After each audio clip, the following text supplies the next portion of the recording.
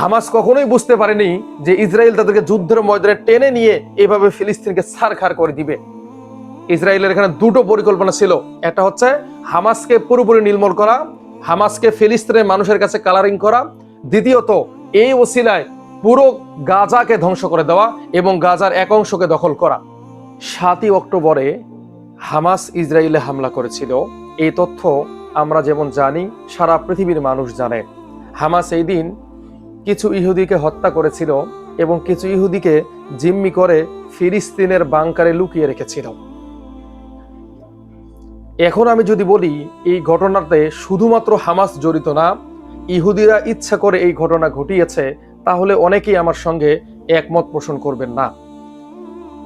যার যার মত শেষে পোষণ করবে, তবে আমি আমার মতামতটা আপনাদের সামনে ব্যক্ত করতে চাই। আমার তথ্য এবং গবেষণা মতে হামাস যে ইসরায়েলে হামলা করবে, ইসরায়েল এটা খুব ভালোভাবেই জানে। ইসরায়েলের গোয়েন্দা বিভাগ মোসাদ, তারা এমন একটি গোয়েন্দা বিভাগ যে সারা পৃথিবীর তারা খবর জানে, সারা পৃথিবীর তথ্য তারা নিতে পারে। ইসমাইল হানিয়া কোথায় লুকিয়ে আছে ইরানে সেটা তারা জানে।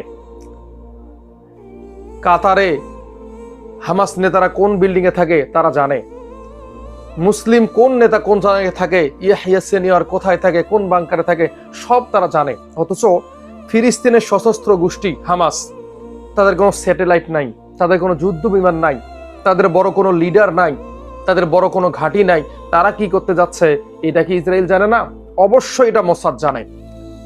ইসরায়েল চাচ্ছিল একটা সুযোগ, যেভাবে আমেরিকা একটা সুযোগ নিয়েছিল 9/11-এর সময়। তাদের 4টা বিমান ছিনতাই হয়ে গিয়েছিল, তারা এই 4টা বিমানকে দিয়ে নিজেদের দেশে হামলা করালো। পরবর্তীতে এটাকে কেন্দ্র করে আফগানকে তারা ছারখার করে দিল। আমেরিকা যেমন এখানে সুযোগ নিয়েছিল, ঠিক ইসরায়েল এখানে একটা বড় সুযোগ নিতেছিল। ইসরায়েল চাচ্ছিল যে হামাস ইসরায়েলে হামলা করুক, এর ফলশ্রুতিতে দ্বিতীয় 9/11 তারা এই ফিলিস্তিনের মাটিতে ঘটাবে। হামলার 2 দিন আগে মিশর ইসরায়েলকে জানিয়েছিল যে তোমাদের উপর বিপর্যয় আসতে চলেছে। তখন ইসরায়েল বলেছিল আই ডোন্ট কেয়ার, আমরা এটাকে ভয় করি না। এদিকে মোসাদও বারবার সতর্ক করতেছিল ইসরায়েলকে যে তারা কিন্তু প্রস্তুত হয়েছে। তখন ইসরায়েলি প্রধানমন্ত্রী বলেছিল আই ডোন্ট কেয়ার, এটাকে আমরা ভয় পাই না। কেননা নেতানিয়াহু চাচ্ছিল একটা সুযোগ। নেতানিয়াহু চাচ্ছিল যে হামাস ইসরায়েলে হামলা করুক, এই জন্য ইসরায়েল অনেক আগ থেকেই প্রস্তুতি গ্রহণ করে আসছে। আপনি যদি এখন 7ই অক্টোবরের আগের দৃশ্য তাকান, দেখবেন আমেরিকা থেকে, ইটালি থেকে, যুক্তরাজ্য থেকে কয়েকবার শত শত মিলিয়ন বিলিয়ন টাকার অস্ত্র ইসরায়েলে এসেছে। বিমানগুলো লোড করা হয়ে গেছে, ক্ষেপণাস্ত্রগুলো সজ্জিত হয়ে গেছে। এই প্রস্তুতি 7ই অক্টোবরের আগে ইসরায়েল কিভাবে নিয়েছিল? কেননা ইসরায়েল জানে যে হামাস সেই দেশে হামলা করবে। ইসরায়েল যখন একটা সুযোগ পেয়ে গেল, তখন বিশ্বের সামনে তুলে ধরলো যে আমরা সন্ত্রাসী না, আমরা এর মোকাবেলা করি। এরপর ইসরায়েল হামাসকে ধ্বংস করার নামে পুরো ফিলিস্তিনকে ধ্বংস করে দিল। এমন কোনো দিন নাই যেদিন হাজার হাজার মানুষ মারা যায় নাই। 70 থেকে 80 হাজার মানুষকে তারা হত্যা করে ফেললো।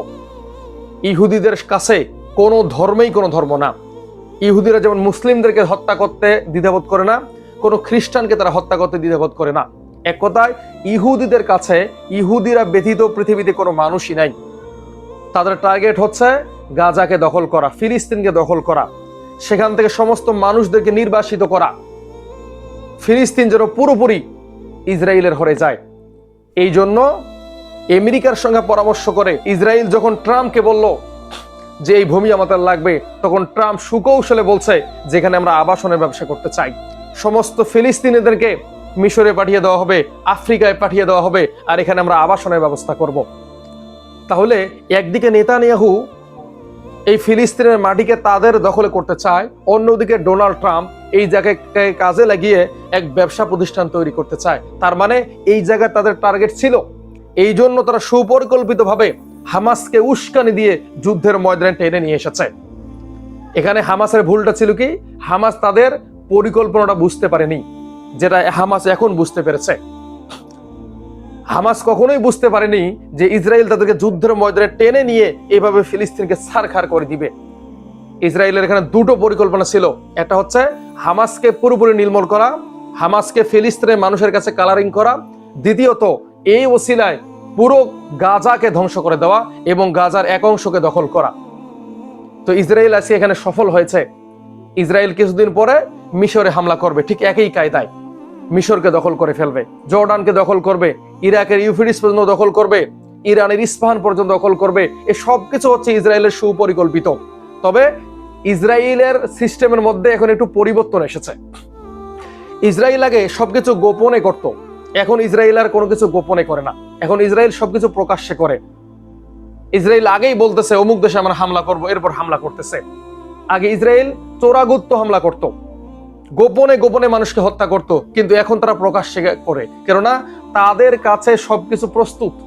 তারা এখন বিশ্বের সঙ্গে লড়াই করতে চায়, তারা এখন আমেরিকাকে চ্যালেঞ্জ জানায়, তারা এখন ব্রিটেনকে চ্যালেঞ্জ জানায়, তারা এখন জাতিসংঘকে যে কোনো সময় ধ্বংস করে দিতে পারে। এই জন্য ইসরায়েল এখন রুল স্টেট হতে চায় এবং তারা কিছুদিনের মধ্যে হয়েও যাবে। এবং সারা পৃথিবীতে যে প্রভাব আমরা দেখতে পাচ্ছি, এর সব থেকে বড় প্রভাব আছে ইসরায়েলের। ইসরায়েল এখন প্রস্তুত, তারা পৃথিবীর মানুষকে বলতে চায় তোমরা আসো আমাদের সঙ্গে যুদ্ধ করো, কিন্তু পারবা না। এই বিষয়গুলো তো নিয়ে আমাদের ইসলামিক স্কলাররা কথা বলে না।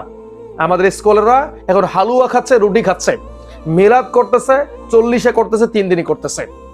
তারা কখনো সামরিক বিষয় আপনাদেরকে বলবে না, অর্থনৈতিক বিষয়গুলো আপনাদেরকে বলবে না, পুরো বিশ্ব নিয়ে কথা বলবে না, কেননা এগুলো বললে শ্রোতা পায় না।